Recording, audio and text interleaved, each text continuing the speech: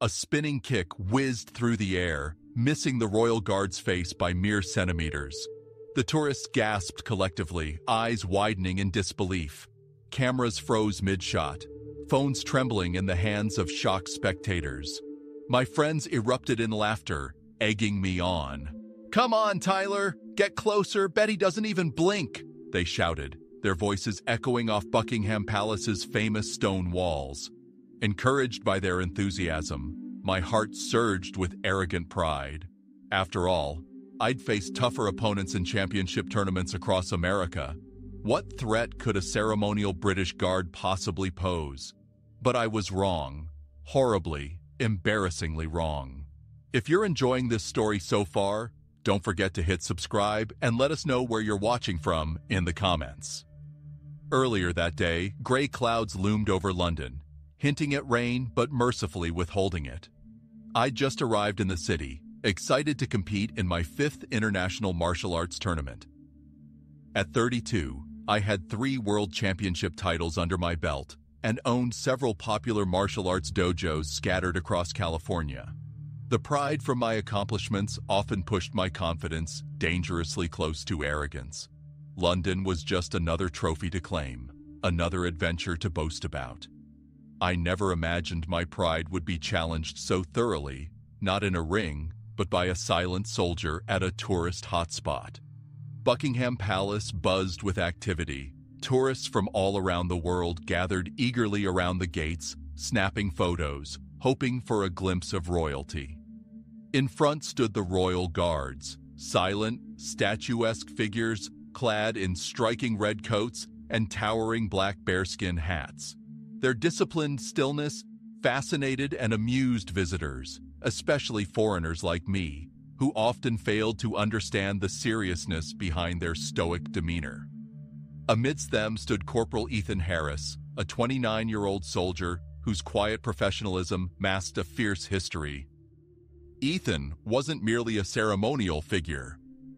With 2 tours of duty in Afghanistan, he understood discipline deeply, knew the difference between real danger and foolish bravado, and had long learned to ignore the endless provocations of disrespectful tourists.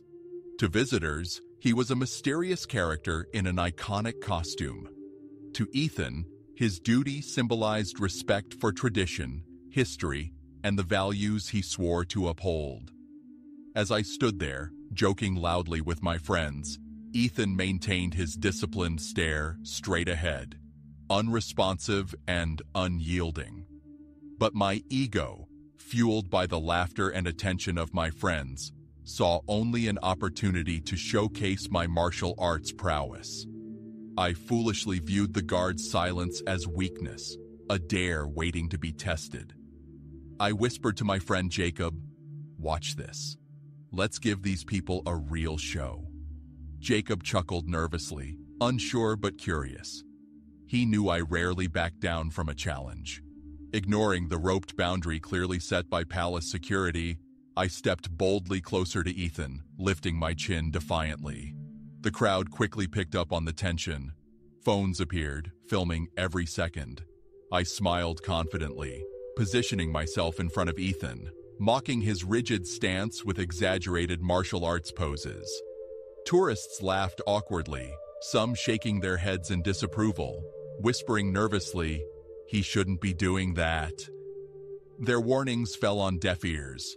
With every mocking kick and feigned punch, my arrogance escalated, pushing the limits further and further. I felt invincible. Ethan didn't even flinch. Not a muscle moved.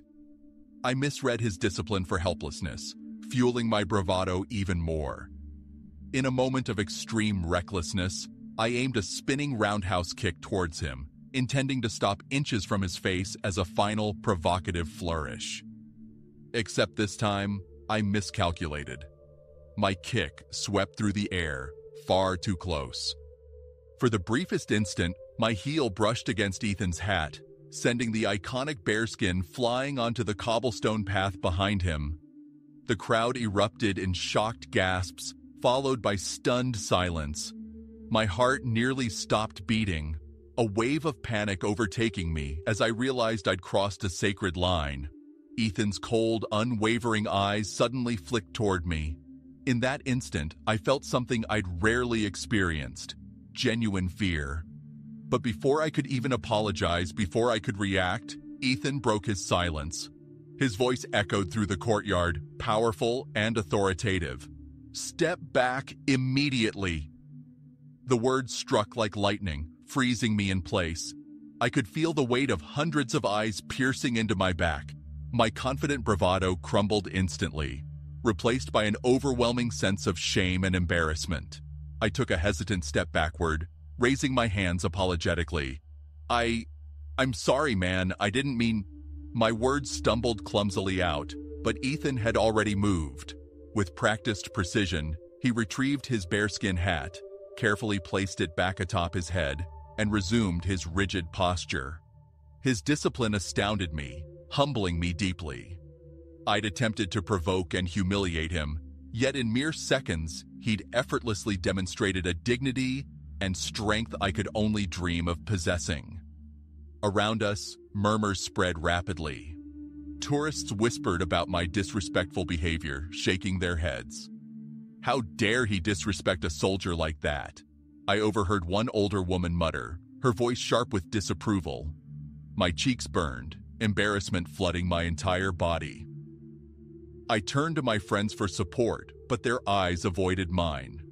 Even Jacob, who had laughed earlier, looked deeply uncomfortable, regretting having encouraged my reckless stunt. Suddenly, from the edge of the crowd, two palace security officers appeared, striding swiftly toward me with stern expressions. The taller officer spoke firmly, his voice uncompromising. "Sir, you'll need to come with us now. Your behavior is unacceptable." My stomach twisted painfully as I realized the full seriousness of my actions. My head hung low. I followed them silently away from the crowd, knowing the humiliation was just beginning.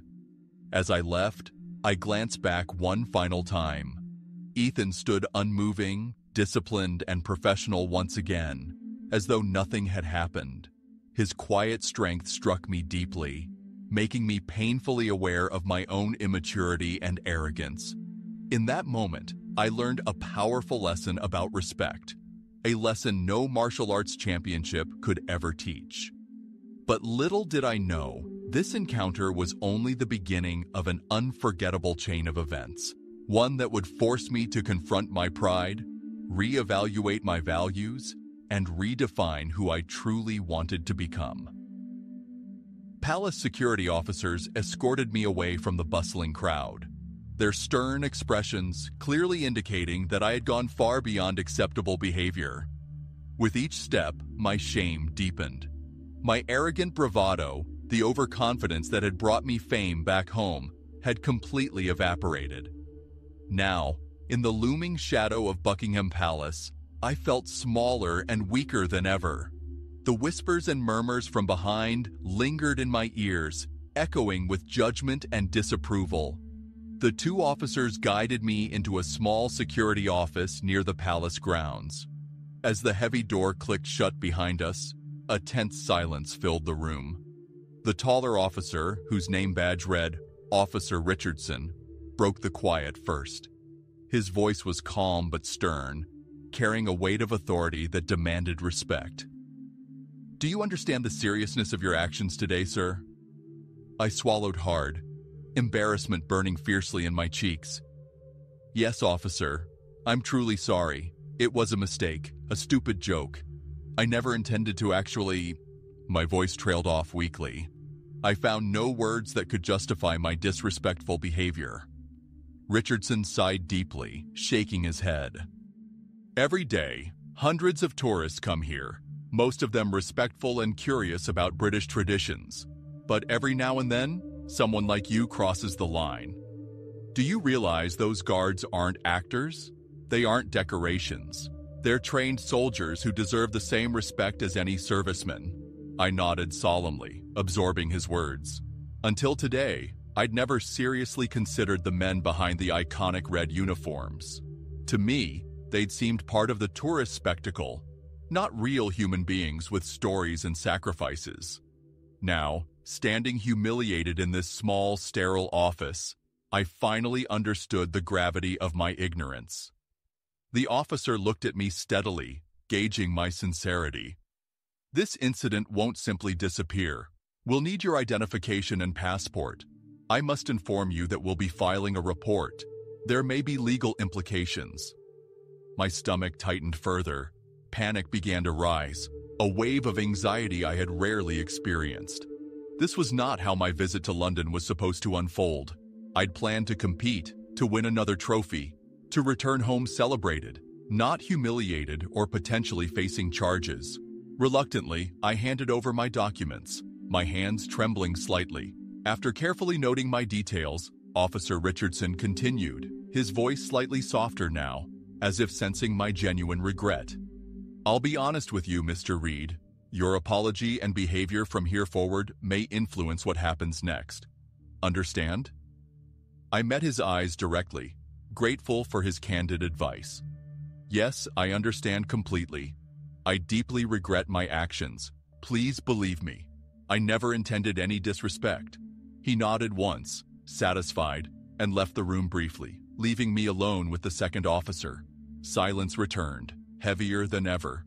My thoughts spiraled, replaying the moment I'd foolishly crossed that line, the shocked faces of bystanders, and especially the disciplined, powerful response from Corporal Ethan Harris. His calm professionalism stood out starkly against my arrogant impulsiveness. Shame washed over me again in waves, unrelenting. Officer Richardson returned moments later, handing back my passport. "We've documented your information. You're free to go for now, but you'll likely hear from authorities soon, Mr. Reed. Please conduct yourself appropriately from now on." "Thank you, officer. Again, I'm truly sorry," I mumbled sincerely, relieved yet apprehensive. As I exited the small security office, stepping back into the cool London air, I found myself unsure of where to go or what to do next. The joy and excitement I'd felt arriving in the city had entirely vanished, replaced by bitter regret and embarrassment. Slowly wandering away from Buckingham Palace, my thoughts returned again and again to Corporal Ethan Harris. Something about his composure and silent dignity deeply impacted me. Perhaps it was the stark contrast to my own impulsive behavior, or maybe it was his evident strength that captivated my respect. Either way, Ethan's silent professionalism had taught me a profound lesson that I knew I'd carry far beyond this day. Later that evening, as I sat alone in a small London cafe, nursing a cup of lukewarm coffee, my phone vibrated repeatedly. My friends, including Jacob, bombarded me with messages, asking what had happened, some making jokes, others genuinely concerned. I couldn't bear to respond. Shame kept me silent. Instead, I found myself searching online, reading about the history of Buckingham Palace, the tradition of the Queen's Guard, and the rigorous military discipline each guard endured. The more I read, the deeper my embarrassment became. These soldiers weren't merely performing a tourist attraction. They were highly trained, disciplined servicemen who dedicated their lives to protecting the monarchy and honoring their nation's traditions. I learned about the harsh training, the physical and mental endurance required, the discipline tested every single day by disrespectful tourists, people exactly like me.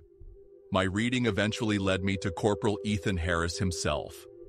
On social media, I discovered a few posts mentioning him, his tours in Afghanistan, and his quiet but deeply respected presence among his fellow guardsmen. A young British man wrote, "Ethan was always the quiet type, never boasting about his bravery or strength, but everyone who served with him knew he was the real deal." Reading those words, my respect and regret grew even stronger. Days passed slowly. The anticipated call from authorities finally arrived. A polite yet firm voice informed me I'd been fortunate. No formal charges were filed, thanks mainly to my immediate compliance and sincere remorse. However, I received an official written warning, clearly outlining that any future disrespectful behavior would have serious consequences. I gratefully accepted their leniency, promising myself to never again disrespect another human being as I had that day. My martial arts tournament approached rapidly, but my confidence remained shaken. How could I confidently step onto the mats after acting so recklessly, so shamefully? Yet, withdrawing would only deepen my humiliation. Deciding to proceed, I dedicated my practice sessions to regaining clarity and focus.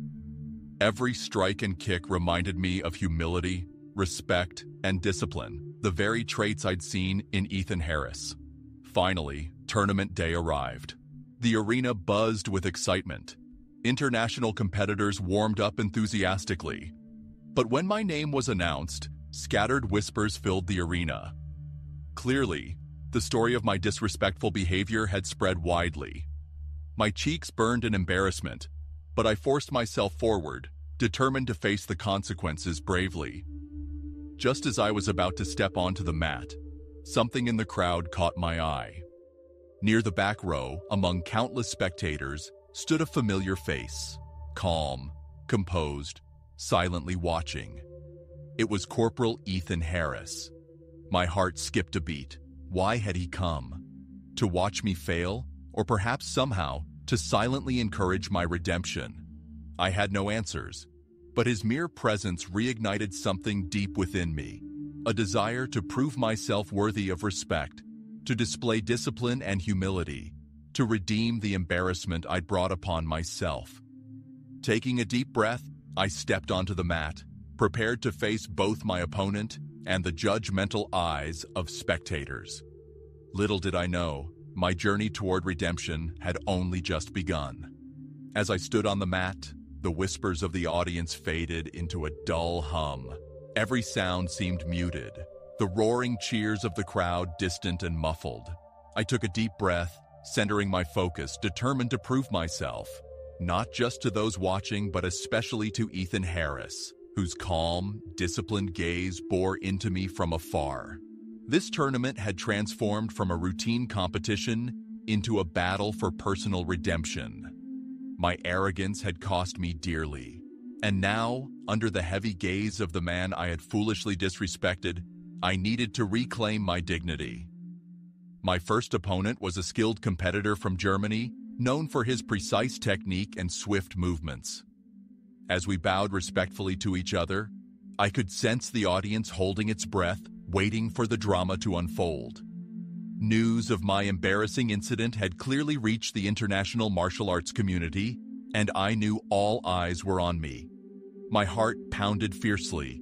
I'd competed countless times before, yet this moment felt heavier, more critical than ever. The referee signaled the match to begin. Instantly, my opponent sprang forward, launching rapid, precise strikes designed to overwhelm me. Normally, I would have responded with instinctive confidence, fueled by ego and bravado, but today, something felt entirely different. Each move I made was calculated and humble, infused with a sense of respect I'd never truly embraced before. Instead of arrogantly showcasing my skills, I cautiously observed, carefully responding with discipline and purpose, mirroring Ethan's disciplined stance that still vividly lingered in my memory. The first round ended evenly matched. Sweat poured down my forehead as we returned to our corners. My coach leaned in close, his voice low but firm. "You're fighting differently today, Tyler, more cautious. That's good, but remember who you are. Trust yourself." His words resonated deeply. Trust had become complicated. My self-assurance was shaken, yet it had been replaced by something stronger: humility. I nodded silently, knowing I had to reconcile humility with confidence to move forward. The second round commenced quickly. My opponent surged with renewed energy, attacking relentlessly. I calmly countered, using swift defensive techniques to neutralize his advances. Gradually, my composure paid off. He grew frustrated, losing patience as his aggressive tactics faltered.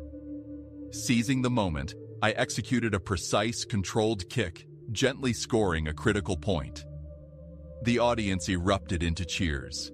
I felt relief surge through me. I was beginning to regain their respect. Glancing quickly toward the stands, I again saw Ethan Harris watching silently, his expression unreadable. I wondered what he was thinking. Was he impressed, indifferent, or perhaps still disappointed? Shaking the thought away, I refocused my attention. I couldn't allow distraction now. I needed to finish this fight honorably. In the final seconds, I maintained my careful discipline, securing the victory narrowly. My opponent respectfully bowed, and I returned the gesture sincerely, recognizing his exceptional skill. Winning this match didn't restore my pride entirely, but it was a crucial step toward regaining dignity. The following matches were equally challenging. My competitors were formidable, each testing my resolve differently. Yet, match by match, I continued demonstrating the lessons I'd learned painfully through humiliation, discipline, respect, and humility. Each victory and even setbacks became opportunities to show that I had changed, matured from the foolish arrogance I'd displayed at Buckingham Palace. As I advanced to the semifinals, my confidence slowly returned, tempered now by humility. But the hardest challenge still awaited me. Before stepping onto the mat, I found Ethan Harris unexpectedly waiting nearby, standing alone, quietly observing the competitors warm up. My heart pounded nervously. Should I approach him, or would he prefer I stayed away? Gathering my courage, I slowly approached, my voice hesitant, yet sincere. "Corporal Harris, I didn't expect you to come." He turned calmly, his eyes steady and thoughtful. "I wanted to see if you'd learned anything from your mistake." His voice carried no hostility, just calm honesty. I swallowed, struggling to find words. "I'm truly sorry for what happened that day. I acted disrespectfully. I was arrogant and foolish. Your discipline taught me a lesson I desperately needed." He paused, studying me carefully before finally nodding slightly. "I noticed your matches today. You've shown humility and discipline. Keep it up." His simple words resonated deeply, filling me with profound relief. "Thank you," I replied softly, realizing how badly I had needed his acknowledgement. He turned back to watch the competitors warming up, his silence signaling the conversation was over. Walking away, I felt lighter, yet deeply aware of the ongoing responsibility I had, to myself, to Ethan, and to all those watching, to continue earning respect through genuine humility and disciplined actions. Finally, the semifinals arrived. My opponent, a Japanese martial artist renowned for his unparalleled agility, stared at me fiercely across the mat. This match would test everything I'd learned. The arena fell silent, the tension tangible. We bowed respectfully, and the referee's sharp whistle cut through the quiet, launching us instantly into action. The match was intense. My opponent's speed overwhelmed me initially, his strikes sharp, precise, and relentless. Yet I maintained Ethan's lesson clearly in mind: discipline, patience, humility. Instead of recklessly attacking, I carefully defended, patiently analyzing each of my opponent's moves. Slowly, his speed lost its advantage as fatigue set in. Seizing the moment, I struck strategically, my controlled movements gaining critical points. As the final seconds ticked away, I remained disciplined, carefully countering each desperate strike. When the match ended, exhausted yet victorious, relief flooded my entire body. Cheers erupted throughout the arena, spectators rising to applaud. More importantly, I noticed Ethan nodding subtly from his seat, a silent approval that meant more to me than any medal or trophy ever could. The championship final now awaited me, but strangely, winning seemed less significant now. Instead, proving I'd genuinely changed mattered most. Backstage, as I rested between matches, Jacob approached hesitantly, clearly ashamed. "Tyler, I'm sorry, man. I shouldn't have encouraged you that day. It was wrong." I looked up warmly, appreciating his courage. "It's okay, Jacob. Honestly, I needed that lesson. I was too arrogant, too reckless. This whole experience humbled me more than any defeat could." He smiled gratefully, visibly relieved. "Everyone sees you've changed. You should be proud." "I am," I admitted quietly, sincerity evident. "But there's still one last match. I want to fight honorably. For Ethan, for everyone I disrespected, and for myself." Jacob nodded firmly. "You've got this. We'll all be cheering." As I stepped onto the mat for the championship match, Ethan's words resonated deeply. Humility and discipline. The arena fell silent again, anticipation heavy. My opponent, a Brazilian fighter famed for his explosive power, bowed respectfully. I returned his gesture, fully focused, ready to demonstrate that I had truly changed. With the referee's whistle, the match began. This fight wasn't merely for a trophy or title. It was about proving to myself and everyone watching that genuine humility, discipline, and respect were more powerful than any arrogance could ever be. And as we clashed fiercely, the entire arena watching breathlessly, I realized that whatever the outcome, I'd already achieved something greater than victory. I had finally earned genuine respect. The final match unfolded like a carefully choreographed dance of strength, speed, and strategy. My Brazilian opponent, Miguel Santos, was known across martial arts circles for his fierce attacks and unmatched stamina.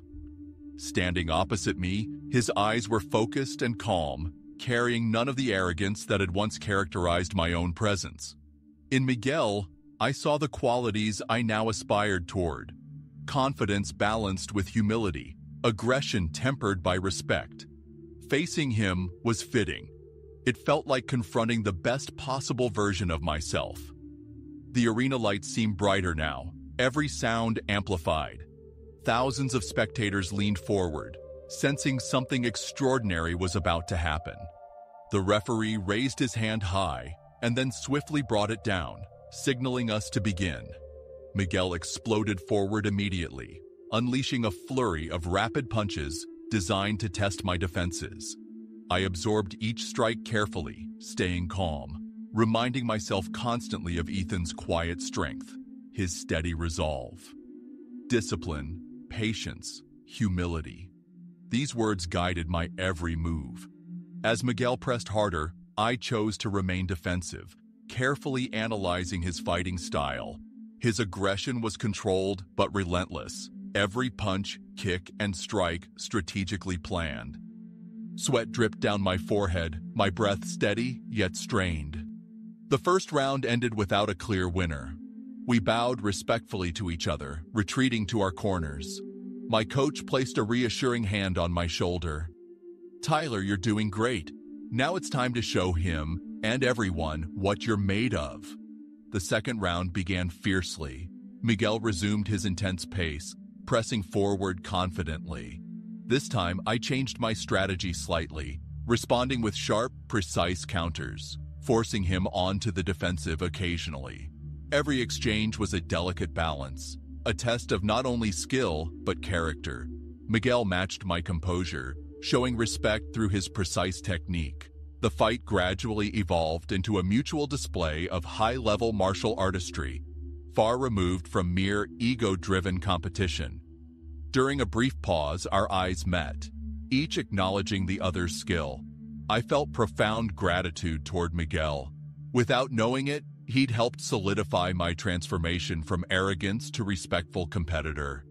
The crowd watched closely, sensing the powerful significance beneath our every move.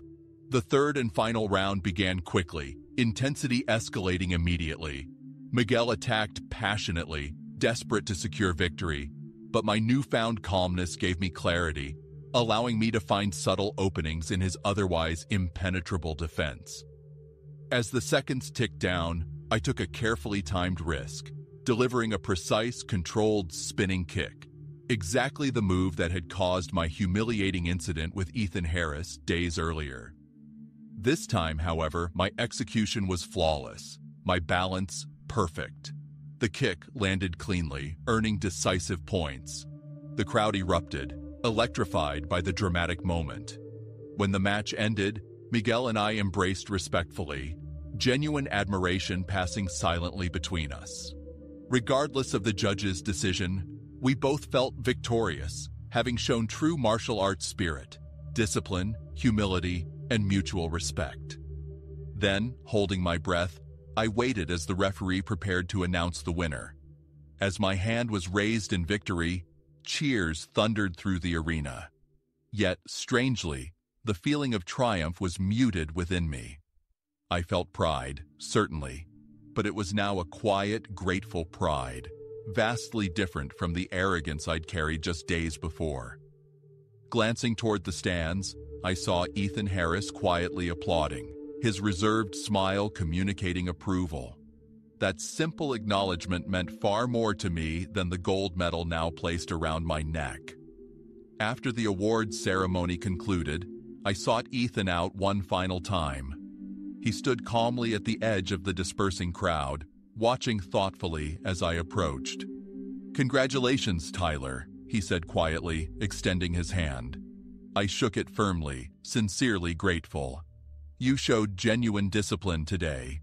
Keep this lesson close. It will serve you well beyond the arena." "Thank you," I replied earnestly. "You taught me more than anyone I've ever met. I'm ashamed of how I behaved that day, but grateful it happened. It changed me completely." He nodded thoughtfully. "Sometimes our worst moments become our greatest teachers. Never forget that humility is strength." "I won't," I promised firmly, feeling immense respect for him. Returning to my hotel room later that night, I reflected deeply on everything that had occurred. The humiliation I'd faced at Buckingham Palace had become an invaluable turning point. Instead of allowing shame to consume me, I'd embraced the harsh lesson Ethan Harris delivered, transforming arrogance into humility, impulsiveness into discipline. The journey hadn't been easy, but the lessons would last forever. The following morning, preparing to depart London, I discovered messages flooding my social media accounts. Videos from my original disrespectful incident had gone viral, now contrasted with clips of my respectful, disciplined performance at the championship tournament. Thousands of viewers discussed my transformation openly, some harshly critical, others praising my courage in admitting mistakes and genuinely changing. I chose to address it openly, writing a heartfelt apology online, thanking Ethan Harris publicly for teaching me true respect and humility. Within days, my apology reached millions, sparking conversations about respect, humility, and accountability across various platforms. Many praised Ethan's dignity, recognizing the discipline and professionalism royal guards embody.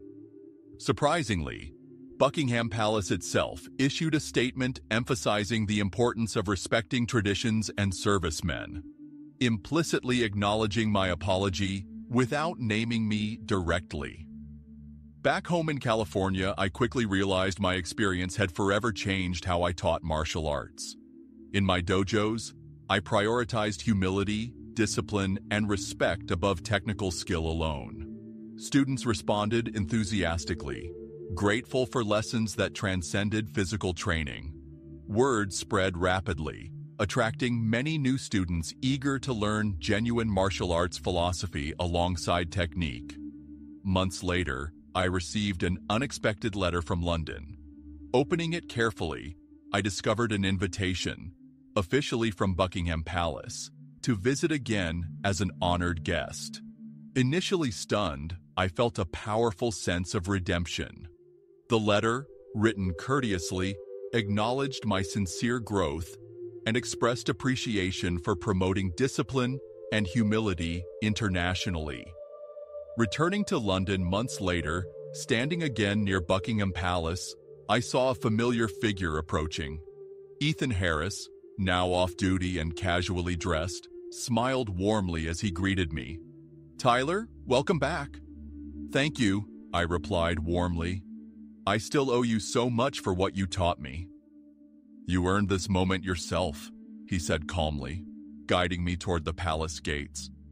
Together, we entered, my heart filled with gratitude and respect. This journey, beginning with humiliation and ending with redemption, had profoundly reshaped who I was. My initial arrogance and disrespect had opened the door to genuine transformation, allowing humility, respect, and discipline to finally guide my actions. As Ethan and I stood quietly in Buckingham Palace, gazing silently at centuries of tradition, I felt immense gratitude for the lesson he'd given me. Discipline wasn't about strength or skill alone. It was rooted in humility, honor, and respect. I promised silently at that moment to dedicate my life to teaching others these same values, ensuring my mistake became a lifelong inspiration. Ethan turned slowly, smiling knowingly as though reading my thoughts. "Now it's your turn," he said simply. "Pass this lesson forward." And from that moment onward, I committed myself wholeheartedly to exactly that, teaching humility and respect to anyone willing to learn, forever guided by the quiet dignity of one extraordinary royal guard.